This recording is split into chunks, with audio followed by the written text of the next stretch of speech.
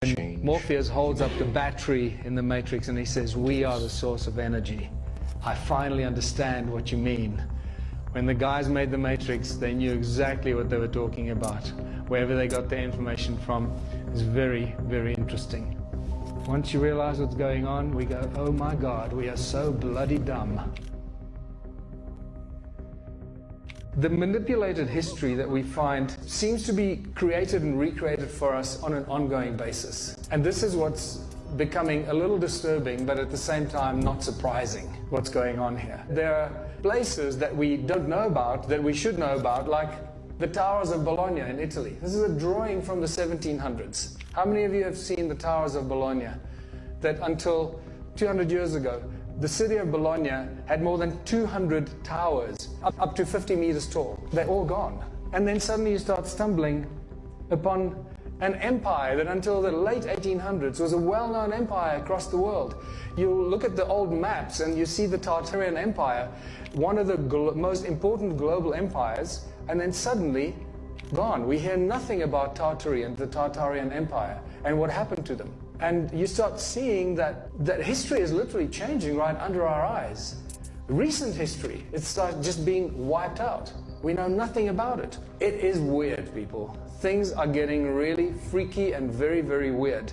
And you see evidence of these things all over the place. You see very large buildings that, with the 2 or 3 bottom floors are just completely covered in mud, and then they just leave them like that, and they create the entrance on the higher floors to that same building. The reason I'm bringing this up is that if the news that we have coming from the media is fake, imagine how wrong all of our history is. And all of this, the fake news and this potentially fake history, is just adding to the great human puzzle and making us even more confused about who we are, where we come from, and why we're here.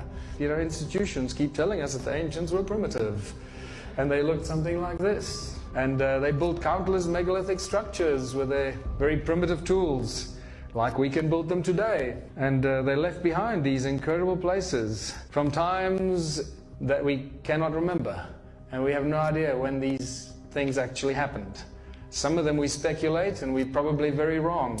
And they dragged large blocks up mountains and built platforms because they had nothing better to do. They got together and built giant things like this because they needed to bury some guy.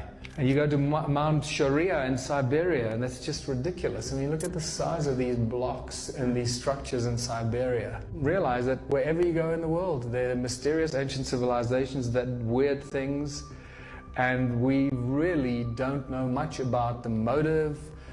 We recognize what they've done. We're surprised by what they've done. Carving entire cities out of bedrock like this, platforms like this, and underground structures like this that are covered in Egypt just to hide it.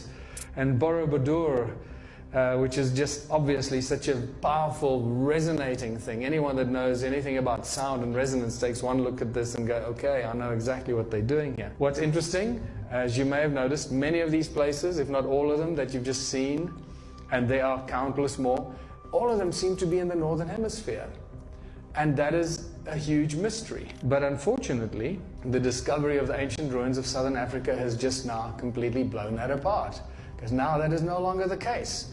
And the attention has shifted to the ancient ruins of South Africa and Southern Africa. The stone circles of Southern Africa have become one of the most interesting, mysterious, and unbelievable discoveries of ancient archaeology, ancient civilizations, not just because they are so amazing to look at and remarkable, but because they opened a door and they gave us very important clues as to what the ancient civilizations are doing and what technology they used. And that's actually been the big breakthrough to get to a deeper understanding of how smart and advanced the ancient civilizations were. And when you start noticing these flower-shaped structures, that's when it gets really interesting. Notice that these are not standalone structures. They're all connected by these channels that connect them, thousands of miles of channels, like they look like wires that connect all stone circles together.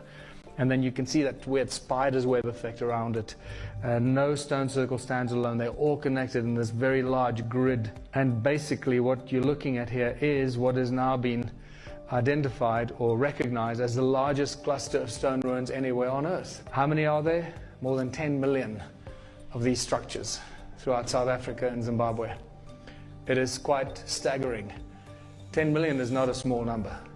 This is an insanely huge number. When we get to the reason why they did this, I think this is when it starts to get really interesting. Important thing, no doors and entrances. There are several archaeological drawings that clearly show us no doors and entrances, clustered together like grapes. The channels connecting them all together, like I've showed you, everything is connected. What kind of stones are we dealing with here? And this is where it all starts to point us in a very interesting direction.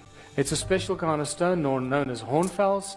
It's a black stone. It looks like this. It's black on the inside, and then on the outside it's got this reddish brown skin that grows very, very slowly. A few thousand years per microscopic layer. That's how long it takes for this patina to grow.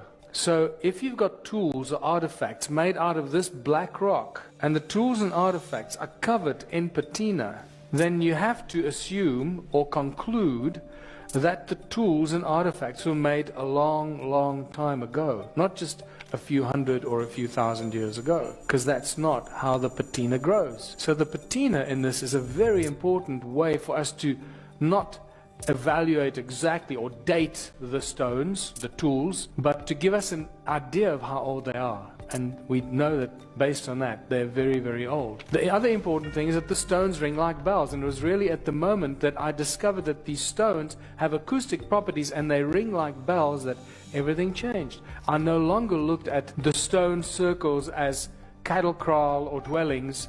I suddenly realized that we're dealing with sound. Sound, the primordial source of all things. Infinite energy, what Nikola Tesla probably used. Sound that levitates. And now we got sound coming out of the stone walls, of the stone circles. That's a great breakthrough. But what are we dealing with here? What are the stones made of? They're made of silica, people. Silica. Most of the content of these stones, what are they made of? 90% of most of the stone on this planet is made of silica. Sandstone is virtually pure silica. So here we have advanced technology used in ancient sites. The most advanced technology today is all silicon-based technology. Silica has memory. It contains knowledge. It contains information. It conducts sound and light. It stores light and sound and information and stores energy. In Southampton University, they're experimenting now with tiny little crystals that store up to 350 terabytes of information. One tiny little thing. But I can tell you that crystals like that will actually store infinite amount of information. The other important thing is that these structures are not just memory banks, they're actually giant machines. Giant machines that are activated by light and by sound. So where's the flagship in South Africa among these ruins? No doubt it's Adam's calendar. The patina growth tells us how old some of these ruins are. You can see this here, this had a tip there that broke off. There's 2 millimeters of patina growth there. This tells us that even the stone ruins, not just Adam's calendar, is extremely old. For this amount of patina to grow on a break that looks like that, it will take hundreds of thousands of years, not just a few thousand years. Well, the ancients used sacred geometry for everything. We now know this. So I drew a golden mean spiral from Adam's calendar, and guess where it ends? Right between the pyramids.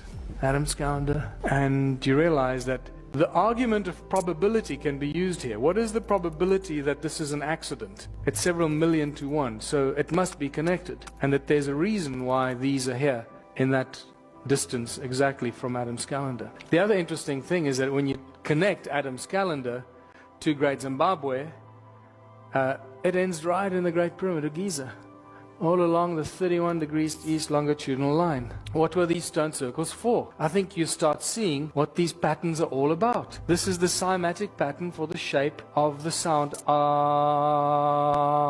on a metal plate will make this beautiful sound. And you realize that each one of these stone circles is just a cymatic pattern of the sound of planet Earth at that specific point. This is a representation of the sound frequency right there. So each one of these is a plug point, an energetic plug point into Mother Earth, becoming an energy generating source.